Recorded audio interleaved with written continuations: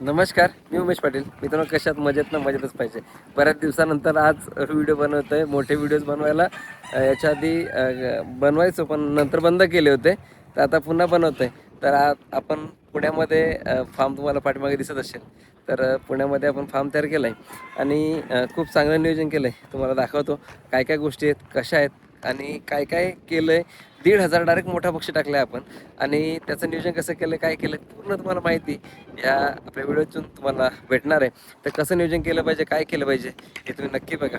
आणि असंच नियोजन तुम्ही केलं, तुमच्याकडे मृत्यूचं प्रमाण तुम्ही टाळू शकताय. धन्यवाद मित्रांनो. फार्ममध्ये येताना तुम्हाला इकडे दिसतंय, तर इकडे आपल्याला फवारण्यासाठी, डिसइन्फेक्ट करण्यासाठी जो व्यक्ती येतो त्याला तिथे पंप असणं गरजेचं आहे. असं गेट आहे आणि इकडून आपला प्युअर गावठी पक्षी जो आपण 1,500 आपण टाकलेले आहे. आणि ते फार्म बघू शकता. तर असं पूर्ण असं फार्म आहे, तुम्ही या पद्धतीने बघू शकता. हा पूर्ण असा फार्म आहे आणि ह्या ठिकाणी आपण कोंबडी पालन चालू केले. इथे तुम्हाला हायड्रोफोनिक दिसतोय, या ठिकाणी हायड्रोफोनिक आहे. तर इथे हायड्रोफोनिक तयार केलं जातं. तुम्ही बघू शकता क्वालिटी कशी मस्त आहे, एकदम मस्त अशी गादी तयार झाली. तर हा हिरवा चारा इकडे तयार केलेला आहे. इकडे नॉर्मली भाजीपाला वगैरे आणलेले, इकडे अंडी आहेत सगळं ह्या पद्धतीने. इकडे आपला जो काही पक्षी आहे तो इकडे फोगर सिस्टम पण लावली, जर चुकून खूप जास्त हीट आली तर. आणि इकडे बघू शकताय, तर हा टोटल 1,500 पक्षी आपण टाकलेलं आहे इकडे. इकडे खाद्याचं नियोजन केलेलं आहे पूर्ण. इकडे बघू शकताय पूर्ण पक्षी इकडे बघू शकताय. तर इकडे कोंबड्या फूड आहेत, फूड झाल्यात कोंबड्या.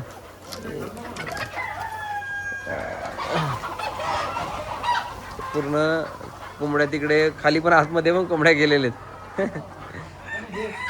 अरे अंडा अंडा उठाय नहीं ऐसे, अंडा है ना 3 बार उठाने का, एक 9 बजे, 11 बजे और 2 बजे, और लास्ट उठाया तो 4 बजे उठाया तो ठीक है.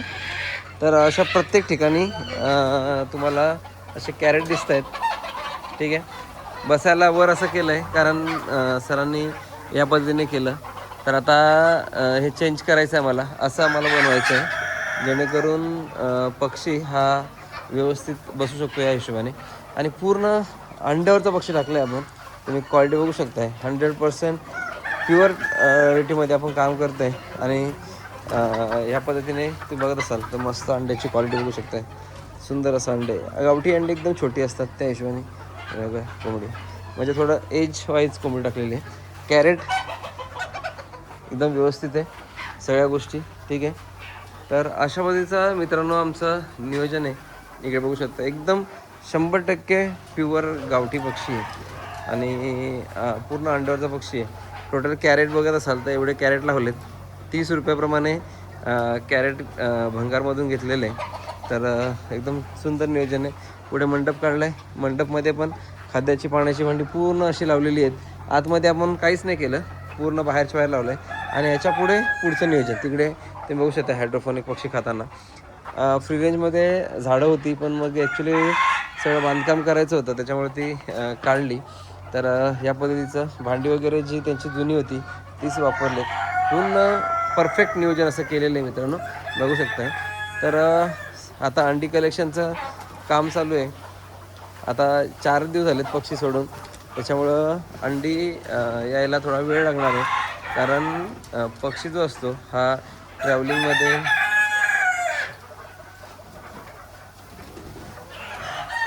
स्ट्रेसमध्ये असतो, त्यासाठी अशा पद्धतीचं नियोजन केलं आहे. आता सरांना विचारू आपण की किती दिवस झाले पक्षी टाकून आणि कसा अनुभव आला. सर काय सांगाल? बोला ना. किती झाले पक्षी येऊन आपल्याकडं? आज 5वा दिवस. 5वा दिवस.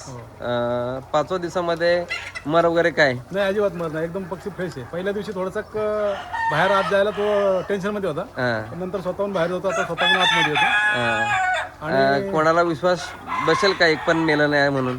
नाही नाही, मर अजिबात नाही, खरंच नाही. खोटं काय सांगायचं, आपलं नुकसान आपण सांगणारच ना, तोटा वगैरे काय असेल. आता इथे अंड्याचं प्रमाण आता वाढत चाललंय. सुरुवातीला आल्यानंतर नव्हतंच काही, 1-2 होती, पण आता काल 90 निघाली. आजची आता मोजायच्यात म्हणजे सारी हळूहळू. आता तो काय पक्षी शेवटी जागा बदलते, खाद्य बदलतं होतात आणि दुसऱ्या दिवशी आम्ही काय केलं, भाज्यांना थोडंसं हे टाकलं आणि हे टाकलं हायड्रोपोनिक, पण ते खाल्लं नाही. बरोबर ते आता सवय लागली, खातात आता. ओके. कॅरेट तुम्हाला किती रुपयाला पडला कॅरेट 30 रुपयाला भेटलं मार्केटला सेकंडमध्ये? सेकंडमध्ये. क्वालिटी बघू शकता, मस्त क्वालिटी आहे. तुमच्या कोकणामधून आंबे जे आले ना, हा ते आंब्याचे पूर्वी पेटे यायचे ना, बरोबर आहे. आता ट्रे वापरतात. आता ट्रे इथे परत दिसते, नेत नाही, इथे दिसते ना आंब्याचे tray.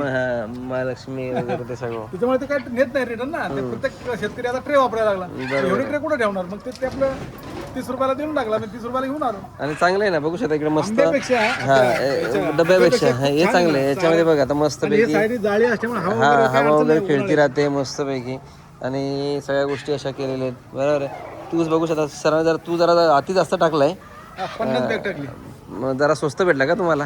नाही स्वस्त नाही, 9.5 रुपये कमी वाटलं. पण म्हणलं तेवढं पाहिजे ना, आता 4 महिने आपण कमीत कमी ठेवणार त्याला. तर ते लिटर खालीवर ऑटोमॅटिक होतं, ते पायाने करतात. हा ते बघू शकता ना तुम्ही, इकडे उकरताना पक्षी दिसतोय. काही ठिकाणी कमी आहे तर काही ठिकाणी मग ते खाली कोबा दिसतो ना. आता इथे बघा खाली कोबा दिसतो.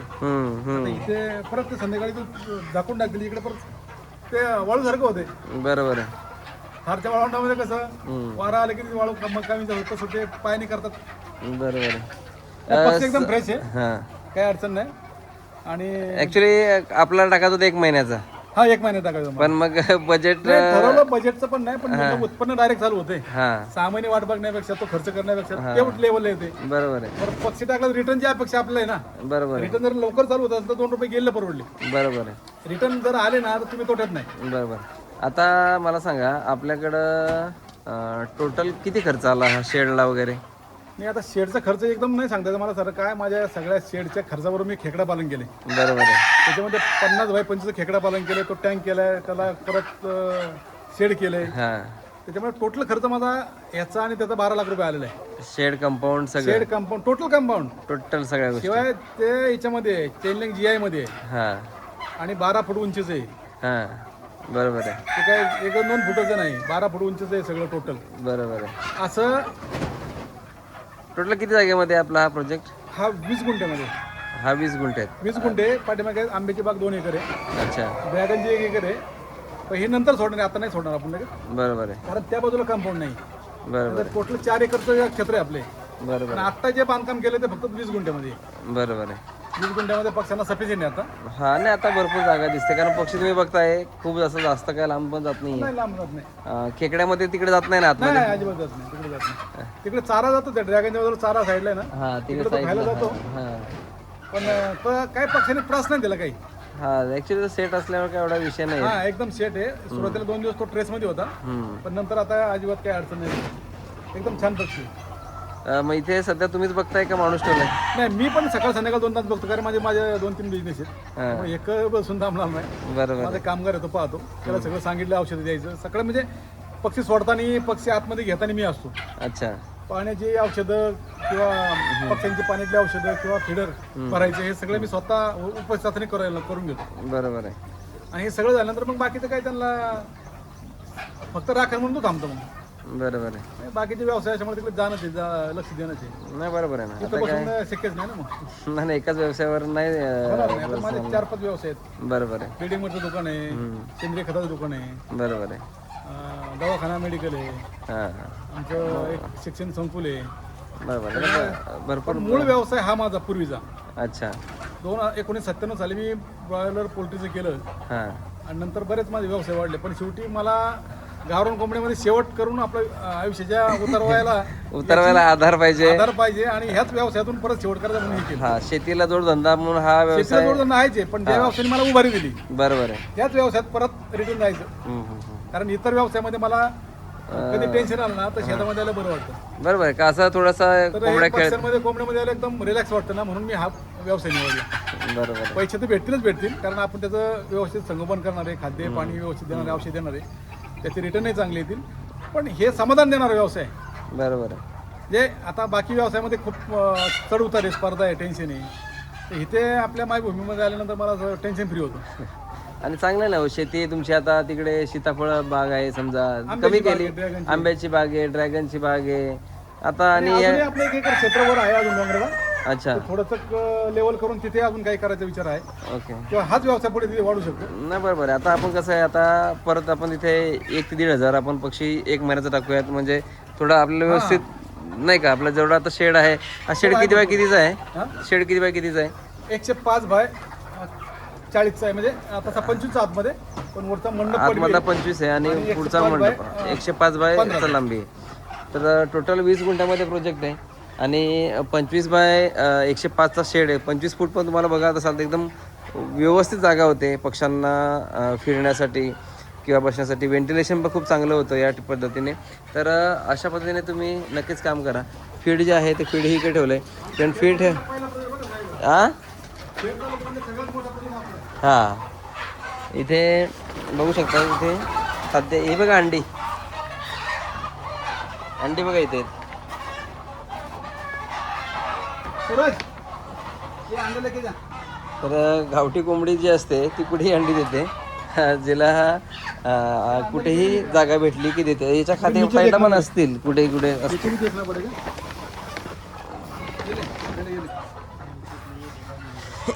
हे स्टँड बनवलंय खाद्य ठेवायला, म्हणजे जमिनीपासून ओलावा येऊ नये किंवा मग खाद्य खराब होऊ नये यासाठी त्या पद्धतीचं नियोजन केलेलं आहे.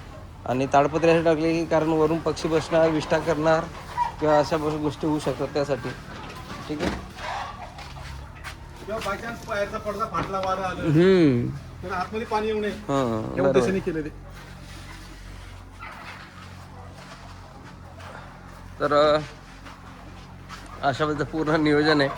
तुम्हाला बाकीच्या गोष्टी सगळ्या आता माहिती आहे. आता कोंबडी पालन म्हटलं की तुम्हाला शेड, कंपाऊंड, जाळी, हेम तेम सगळं, तूस, ट्रे, ऑटोमॅटिक ड्रिंकर, फीडर, हायड्रोफोनिक, त्याच्यानंतर अशा पाण्याची टाकी, छोटी मोठी टाकी, सगळं हे याच्यामध्ये आलंच. त्याच्यामुळे तुम्हाला प्रत्येक गोष्ट एवढी काय सांगायची गरज नाही आहे. पावसाचा त्रास होऊ नये म्हणून मंडप, या सगळ्या गोष्टी फ्री रेंजमध्ये. हो हां तेच नाही, फॉगर वगैरे सगळं लावून घेतलं आहे.